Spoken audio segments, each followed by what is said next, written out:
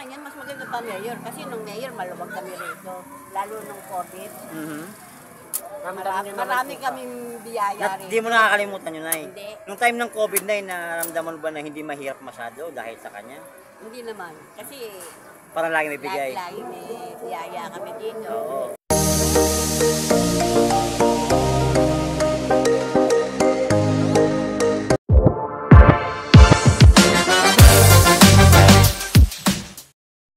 Papakilala pa lang. Oh. At siya papakilala na. At siya papakilala na. Oh. Nay, magandang hapon po. Kami po si Ponce, ako si Reds. Mga vlogger ho kaming nag-iikot.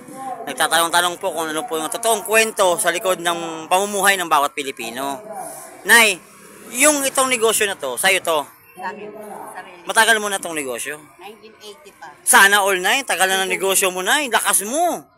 So 1980s, ito na talaga yung ano mo hanggang recently. Ano rin ako, minsan kakanin, ganyan. Ay, iba-iba. O, minsan lugaw, ganyan. Minsan kanin ulam, almusal. O kung umaga, Nay, iba din. Minsan. Paminsan-minsan lang. Minsan. Oo. Pero ito ang talagang naka-stay ako sa Pero walang tigil to. Kasi tigilan ito pag lang puhunan. Puhunan ang laging kailangan. Oo. Nay, matanong na namin, Nay. Ang gobyerno, lokal o nasyonal, nandyan po para tumulong sa mga mahihirap katulad ho natin. Hindi naman mahihirap sa lahat. Sa lahat. Patas. Oh, sa inyo po, Nay, sa sitwasyon nyo, may naitulong ho ba ang national o local government sa inyong pamumuhay? Araw-araw? Pang araw-araw, naghanap buhay lang din ako. Yung katulad ng social pension. Wala akong social pension. Yung parang allowance lang ng senior citizen. Nakatanggap kayo? Oo, yung 2,000. Minsan, ika-4 na buwan, 3 buwan. Sapat ho ba? Abonado pa nga. Sa Pero 2,000, abonado pa nga. Abonado pa. Hindi pa man naibibigay, naiuutang ko na. Eh, tubo. Siyempre. So, kailangan kumayod pa lalo. Pero nasubukan nyo na po bang lumapit sa mga lokal na pamahalaan? Ang politiko, wala. Never po nalapitan yung mga lokal natin. For example, si Congressman Ernest Dionisio. Wala, hindi ako. Hindi pa po nalapitan. Wala akong Pero, Nay, alam nyo ba, Nay, na may isang congressman na si Ernest Dionisio sa District 1 na nagbibigay ho ng tulong rito sa lugar ninyo. Alam nyo ba yun? Nagbibigay daw kasi may sabi na nagbibigay. Pag malapit sila, nangihingi silang tulong. Pero, sa gamot, gano'n. Pero ako wala, hindi ako mahilig lumapit eh. I mean, sa barangay nyo, hindi kayo nasabihan ng barangay? Wala. Hindi rin kasi ano sa ano. Kung sakasakali man, Nay, mabigyan kayo ng tulong ng congressman, ano bang gustong una nyong hihilingin? Pangkabuhayan talaga. Kabuhayan, puhunan. Ayaw nyo ng cart? Kung may ibibigay. Actually, Nay, meron. Di ba, Sir Pons? Meron hunay silang pangkabuhayan na negosyo. Hi, Tay. Kadang hapon. Pampuhunan din ho, meron din po. Ay, bibili si tatay yata. Tatay, parang hiling ni tatay ang chicharon,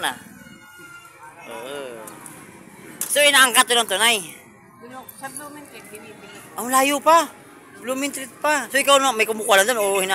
Ikaw mismo. Lakas mo, Nay. Ilang taon ho ba kayo? 74. Lakas mo, ha? Tapos kumakayod pa rin sila. Kumakayod ka pa rin. Paano? Ako pa rin ang minsan sumusuporta sa mga anak ko, sa mga apo ko.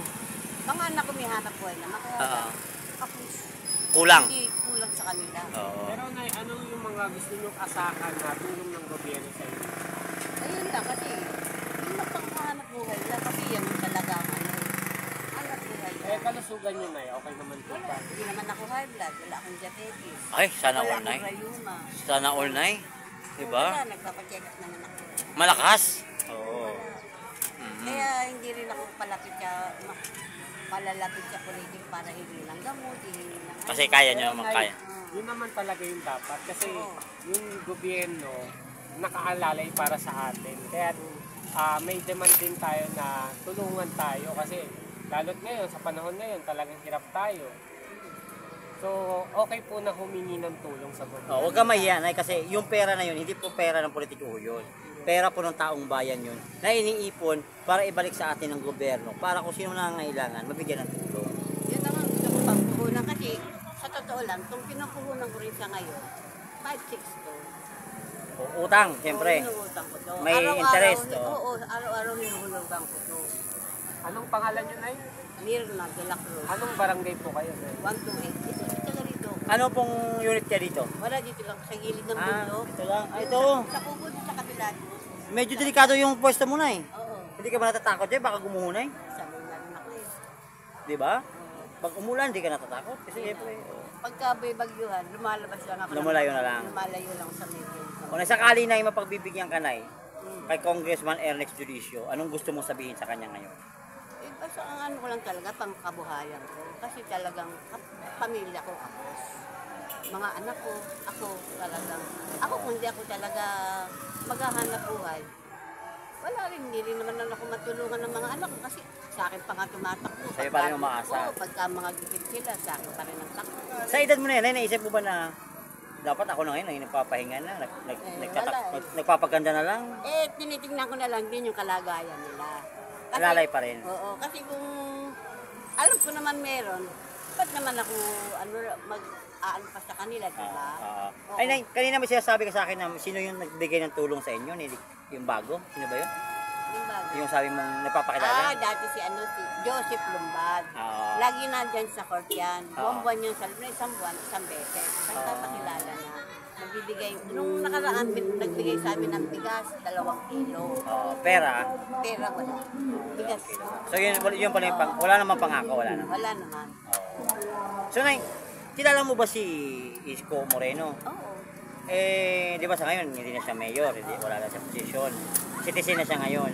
So Nay, kung bumalik man siya sa pagkapolitika, Nay, ano bang gusto mong posisyon? Presidente ba, senador o mayor pa rin? Nasa kanya, mas maganda pa mayor. Kasi nung mayor, maluwag kami rito.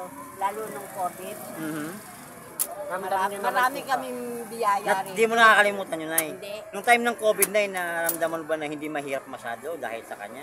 Hindi naman. Kasi Parang lagi may bigay. lagi may biyaya kami dito. Oo. Di ba may mga bigas yun, mga food Mga packs. bigas, food pack. May pera pa nga, di ba? May nabot pa ng pera. So, Nay, maraming salamat sa'yo. At I hope na itong interview namin ay makatulong sa inyo. Na malapitan kayo at mabalikan kayo ng mga politiko at nabigyan kayo ng panghanap buhay at saka puhunan. Di ba? Nay, salamat. Ay, pangalan mo, Nanay? Mirna de la Cruz. De la Cruz. Diyan lang ako sa gilid. 74. 74. Oh, 74 ang lakas pa rin. Sana all. Oh, Nay, salamat ha. Mag-ingat ka. Salamat din.